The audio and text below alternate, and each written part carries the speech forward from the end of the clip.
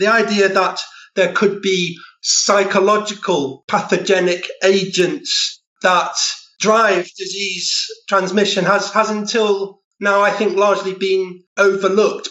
Keep watching to learn more. Book 3 in the New Thinking Aloud dialogue series is UFOs and UAP, Are We Really Alone? Now available on Amazon. New Thinking Aloud is presented by the California Institute for Human Science, a fully accredited university offering distant learning graduate degrees that focus on mind, body, and spirit. The topics that we cover here. We are particularly excited to announce new degrees emphasizing parapsychology and the paranormal. Visit their website at cihs.edu. You can now download all 8 copies of the New Thinking Aloud magazine for free, or order beautiful printed copies. Go to newthinkingaloud.org.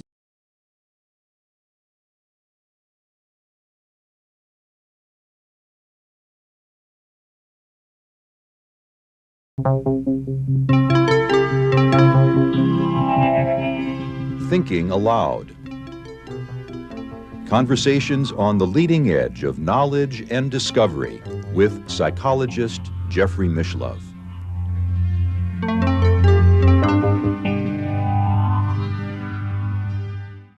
Hello and welcome. I'm Jeffrey Mishlove. Today, we'll be exploring a new concept, a theoretical concept developed by my guest, Dr. William Van Gordon, of the inverted hallucination, a new form of psychological pathogenic agent. Dr. William Van Gordon lectures and conducts research in psychology, contemplative psychology at the University of Derby in England. He was a monastic Buddhist monk for 10 years and received ordinations in various Buddhist schools, including the higher ordination within the Theravada Buddhist tradition. He is on the editorial board of various academic journals. He has published over 100 academic publications, and he is the co-editor of 2 anthologies, Mindfulness and Buddhist-derived Approaches in Mental Health and Addiction, and the Buddhist Foundations of Mindfulness. Once again, this is an internet interview, and now I will switch over to the internet video. Welcome, William. It's a pleasure to be with you once again. It's good to be with you again, Jeff. You've developed, I think it's a brand new concept, 2 brand new concepts, perhaps, one being the idea of inverted hallucinations, but perhaps even more importantly, the idea of a psychological pathogen. That's right. So inverted hallucinations really refer to both a discrete condition, but perhaps more generally a theory, a psychological theory relating to awareness or perhaps lack thereof. And yes, an aspect of this theory, it really invites a reevaluation of what we deem to constitute communicability, disease communicability, in respect of certain so-called non-communicable diseases.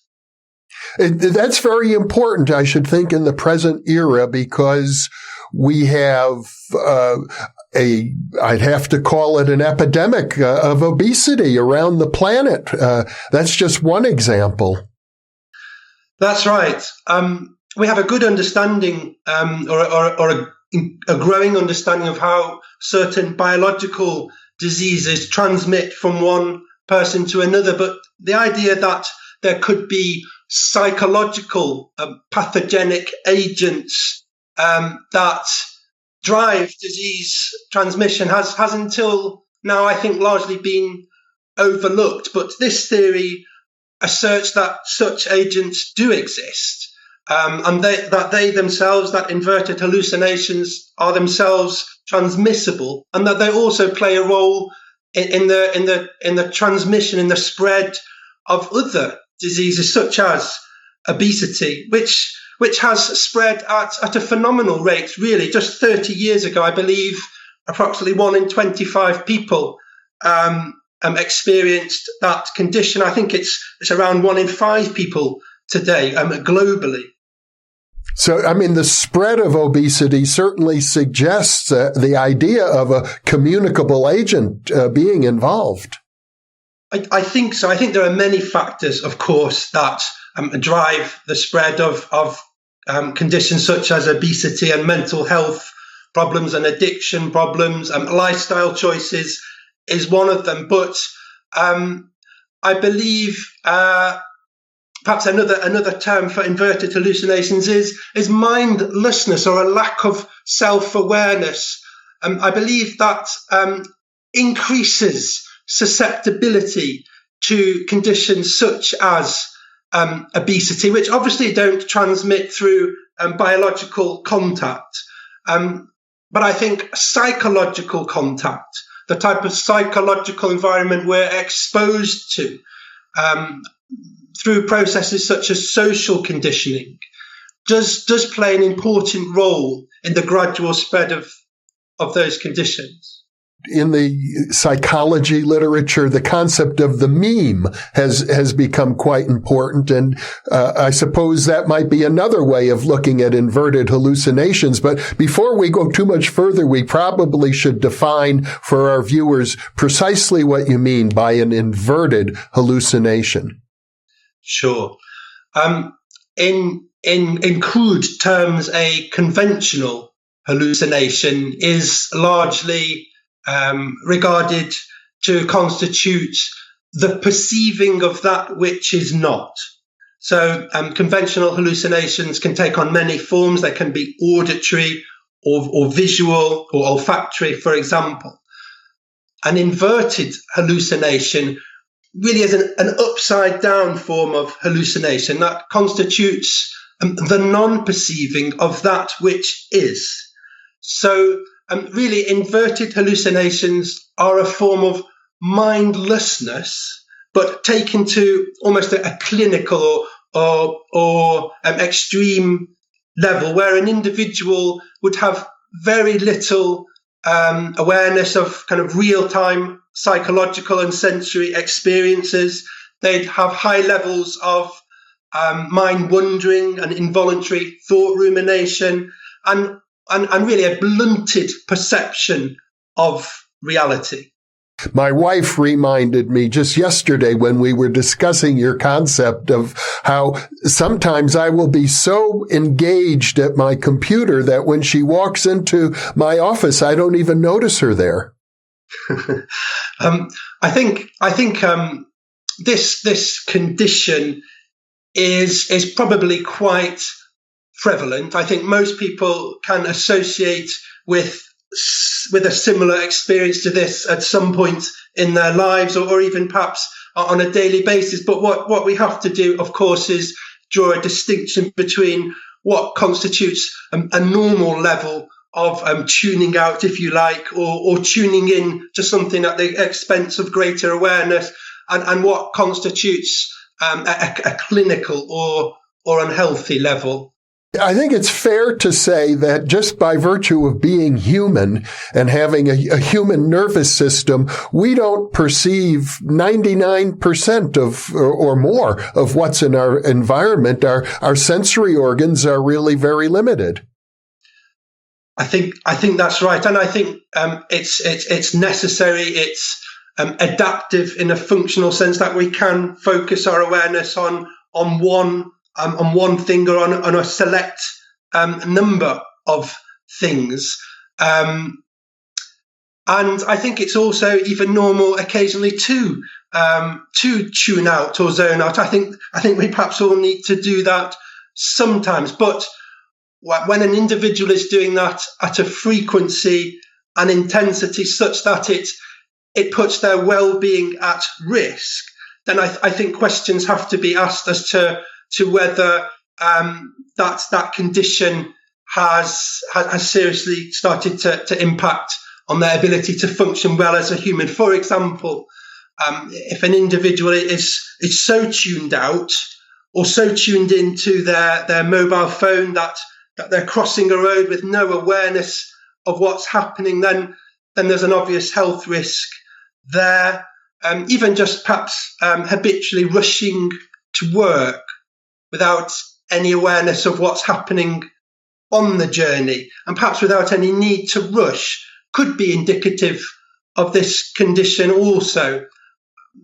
Another example might be just eating in a manner more akin to feeding, just focusing on what's going to be eaten next rather than really tasting and enjoying the food. I suppose largely it's a question of not being in the here and now, but being absorbed in something you're about to do in the future or something you've just done in the past. I think that's an important part of it. Or it might be absorbed in something completely unrelated to the future or past. And potentially that's a problem, because really life can only unfold and can only be experienced in the here and now. So if we're lost in future conjectures or stuck in the past, from one point of view, we're missing out on life.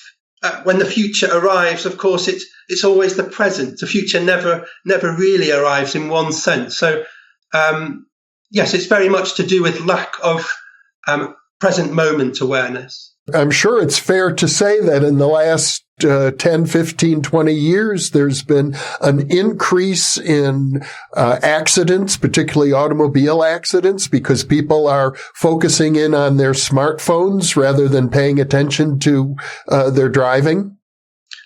I mean, that appears to be the case. We're seeing a lot of accidents related to smartphone use or misuse. I think also a lot of other signals or signs are out there. We've talked about growing levels of obesity. There's a better awareness now of mental health issues as a global public health problem, of social media addiction issues, even issues relating to a lack of awareness of nature and of our environment are growing in terms of importance on the public agenda at the moment. And yes, I think these are signs that this issue is becoming more serious. And interestingly enough, thousands of years ago, some contemplative adepts living in the likes of India and China, they projected that a time would come in the future when levels of contemplative awareness would rapidly diminish and give rise to kind of large-scale environmental, social, psychological problems. One of those contemplative adepts, called Padmasambhava, he projected that that time would coincide with the appearance of iron birds flying in the sky. Now, some people interpret that to mean the appearance of aeroplanes that frequently traverse the sky. But my point is, I don't think this is necessarily a new issue, but perhaps things are intensifying at the moment. It seems as if what you're doing with this concept, and I gather it's received a lot of attention already in Europe, is taking an ancient idea that comes out of Buddhism and translating it into a medical model. I think that's an important part of it, kind of rendering this idea of the importance of contemplative awareness, of self-awareness, rendering it in such a manner that it's accessible to the medical community, to the modern day academic community, but also to the general public. I think most people can relate to this in one way or another.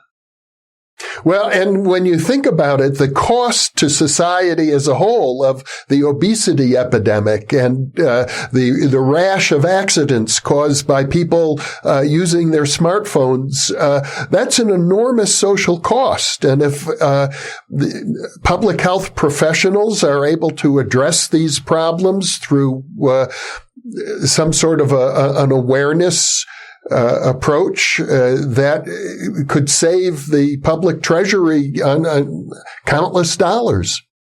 That's right. There's a huge disease burden associated with these conditions, but I think we need to go one step further, or one step deeper, if you like. At the moment, that these conditions tend to be dealt with very individually.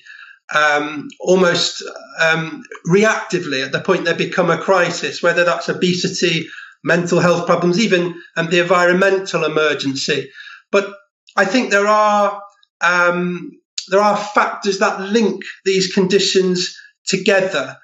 Maybe that is to do with a lack or a diminishing levels of self-awareness, and I think we need to look at the underlying causes in order to be productive in the way we address these issues. Otherwise, they're likely to keep emerging, I suspect.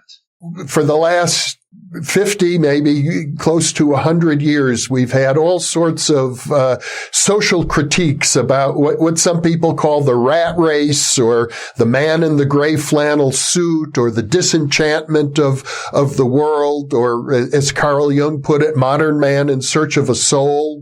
It seems as if modern materialism gets people so caught up in the daily quest for food and shelter and money that we forget about our own spiritual needs. I think that's precisely right, and I think another important aspect underlying that trend, in addition to materialism, is egoism. I think the ego plays an important role in driving many of these problems we're seeing at the moment, including inverted hallucinations. If an individual is so caught up in their own world, then that's likely to diminish the level of awareness they can project outwardly to what's happening outside of them. So I think ego plays an important role here as well. Let's assume for the moment that you're a public health professional trying to address this issue. You recognize that inverted hallucinations might very well be the handle by which these problems we can begin to reverse them. What would you then do? I think those type of public health level interventions need to focus on raising the individual's levels of self-awareness. So I think contemplation, which can take on many forms, it can be both religious and non-religious, it can be scientific, I think is a useful strategy here that's supported by evidence. But ultimately, if we're saying that this condition is driven by a lack of present moment awareness, a lack of self-awareness, then we need to be introducing interventions that foster an awareness of our lives, that foster an awareness of being. I think when I give talks about this subject at different conferences internationally, something I hear often is that people are seeing, it appears, they're seeing that more and more individuals are less able to simply be with themselves, less able to simply experience their existence, less able to stop and breathe and explore what's happening internally. So I think that's the direction we need to focus on in terms of addressing this problem. It reminds me, as you're speaking, of the situation that occurred in your country during the Second World War, when you were being bombarded. and the stress levels were very high. There were posters, I gather, all over Britain that said, keep calm and carry on. It seemed to be a reminder to just be a little more mindful. That type of approach can be helpful, but we need to go further. There's, I don't know if you've heard of the term mindfulness that's being kind of battered around recently, and there's a lot of cliches. There's a lot of kind of superficial approaches to try and resolve these problems, which are actually very, very deep seated, and I think we need a fresh and authentic approach if we're really going to tackle these problems at their cause. But of course, kind of general awareness raising initiatives such as the one you've recollected are useful and have their place too, I think. I'm guessing that although obviously disciplined meditation practice, such as you've been engaged in for probably all of your adult life, are very helpful, I would think that only a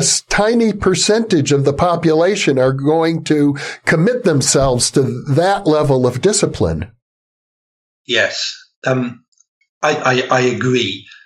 However, I think we need to go much broader than meditation, and that's why I'm preferring these days to use the term contemplation, which I assert is a much kind of broader umbrella term, and I think that can take many forms for many people. And I think there is room for contemplation in everybody's life. Plato, the Greek philosopher, he believed greatly in contemplation. He thought it was a prerequisite for well-being and growth. It could simply just be reflecting on one's being, one's existence, what's important. Could be reflecting on the future. It could be reflecting on impermanence, and perhaps using that to change one's perspective on life. It could be meditation or mindfulness or prayer in a religious context, but I think there's many ways contemplation can unfold.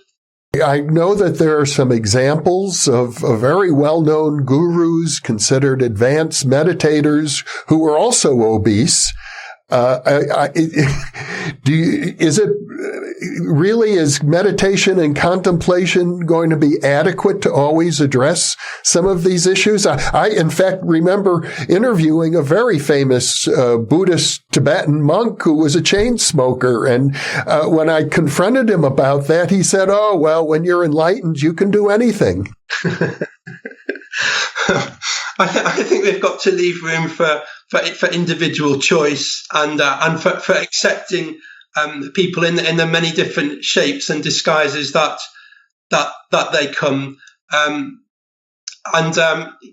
don't think meditation alone is the solution here. Too much meditation, too much sat in a chair or on the floor meditating is not going to foster an active lifestyle. So yes, I don't think that's the only answer here. I think engaged meditation, however, is a slightly different concept. Rather than taking hours each day to sit still, I think it's possible for the mind to sit still, even when one is active. And research appears to show that that's the case, even when engaged in an activity, be it sport, be it even driving.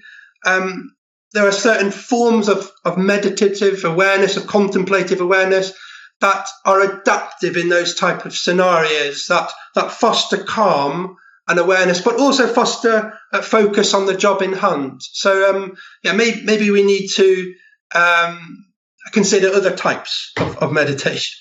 Your recent paper on inverted hallucinations is fundamentally a theoretical paper. You're sort of outlining, I presume, based on personal observations of you and your co-authors and personal experience, what researchers should begin to think about, begin to address. I'm assuming that this is an area that you're just sort of opening up right now. It hasn't really been researched much. That's right. This is a theory that we're introducing. It's grounded in evidence from mental health, from the clinical sciences, evidence from the study of mindlessness and mindfulness, and that there was quite a lot of study on mindlessness as a construct in the 1990s by the likes of Ellen Langer. But since then, the focus has been more on mindfulness, on awareness of the present moment rather than lack of awareness. So I think we're just trying to rebalance things, because it's important to look at the opposite construct. And now we're beginning to see, I think, some issues with modern day renderings of mindfulness. They're not perhaps doing precisely what they say on the tin. And so I think we've got to step back and look at the discipline as a whole and see where things might be going wrong. I can imagine you might want to, for example, expand the idea of mindlessness well beyond just the medical model, although that's extremely important. But we see in the political realm today people forming silos where they only seem to be aware of factual data that supports a pre-existing political orientation, and they just sort of blot out from awareness uncomfortable facts that would challenge their ideologies. Yes. In fact, when Ellen Langer, a psychologist at Harvard, studied this in the 1990s, she used the term narrow-mindedness. Mindlessness fosters narrow-minded attitudes. And I think that's right. It blinds people to a broader perspective. It blinds them really just to follow their own agenda or their own ego. So I think there are many other remits where this theory could be applicable. Mm-hmm. Do you have suggestions for further research? Where do you plan to go with this concept next? This is a very broad theory. So it's being developed in many different respects. Several studies are underway now are progressing the theory or challenging or testing the theory in one way or another. One is the development of an inverted hallucination scale. Another is the development of a scale to measure a related concept, that of ego attachment or ontological addiction. Another is another study that I have on at the moment is looking at what happens when levels of present moment awareness diminish. What do those type of individuals experience? So really just trying to fine tune the criteria for defining this condition as a discrete clinical problem. Now, you've used a term that I find very unique, and maybe it may be a bit of a tangent, but if you could define it a little further, ontological addiction. Okay. So, ontological addiction actually relates to another psychological theory I developed with colleagues, ontological addiction theory. It's almost like a sister theory to inverted hallucination theory. And that theory asserts that one of the key underlying causes of suffering, of mental health problems, is addiction to ourselves, is self-addiction. So it's very much constructed around individuals' attachment to their ego, to the me, mine, and I. Okay, so I had assumed maybe it was an attachment to a particular metaphysical view of the world. That's not quite what you mean. It's an individual's attachment to their belief in how they think they exist. So, and I think this relates to one or two of our other discussions that we've had, Jeff, whereby I think individuals tend to form a view of themselves as existing very much as an independent and discrete entity that's very concrete and everlasting. And actually that view of self it doesn't stand up to analysis very well. In reality, the self is a very interconnected construct. It's very dynamic. It's very difficult to locate it in time and space. And so when we become attached to the self, when we have a big ego and get very much involved in only thinking about me, mine, and I, inevitably, that leads to problems for ourselves and also problems for others and the world around us, I think. One of the symptoms of inverted hallucinations that you described, and I think I'm probably guilty of this myself, is kind of rushing from one place to another, always trying to cram in as much experience as possible, rarely lingering and enjoying things, but always thinking about where am I going to go next? What am I going to go next? It's always the next thing sometimes for me. And of course, the fact that I'm putting up 3 videos a week kind of pushes me to do that. But I imagine many people, especially working people, are kind of caught in that. You could call it a rat race of sorts. That was one of the indicative behaviors that I talked about. However, I think it's not so much about going fast. Personally, I like to go gently in the fast lane.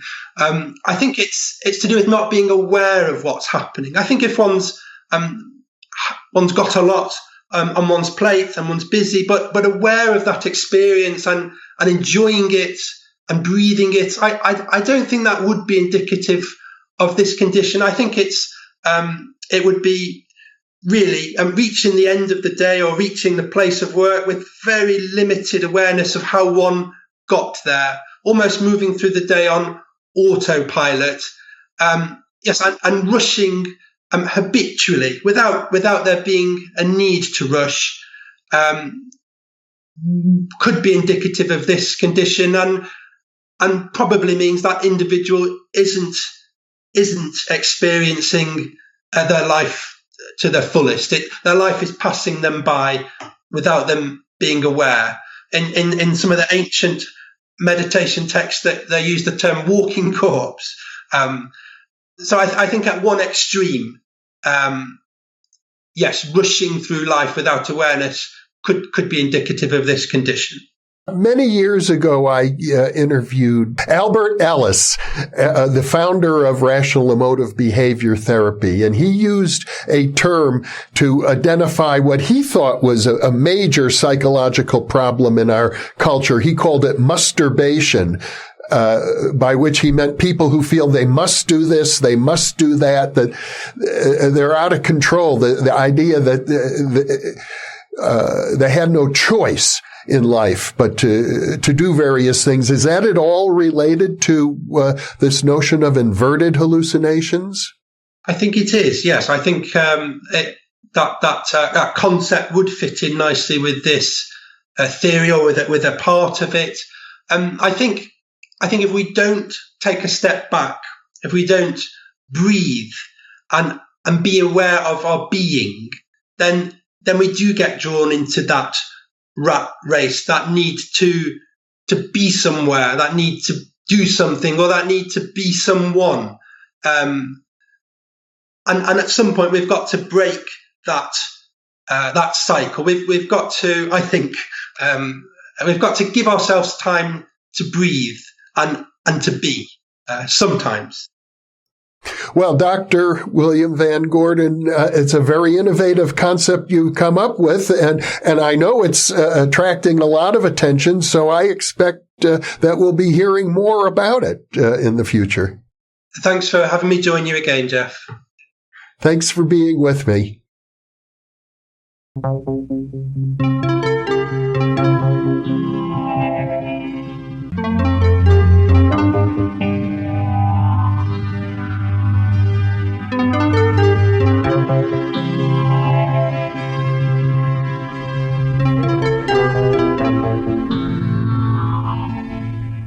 Book 3 in the new Thinking Aloud dialogue series is UFOs and UAP. Are We Really Alone?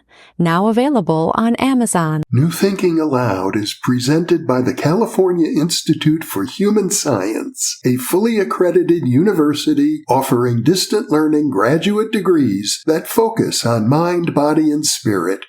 The topics that we cover here. We are particularly excited to announce new degrees emphasizing parapsychology and the paranormal. Visit their website at cihs.edu. You can now download all 8 copies of the New Thinking Aloud magazine for free, or order beautiful printed copies. Go to newthinkingaloud.org.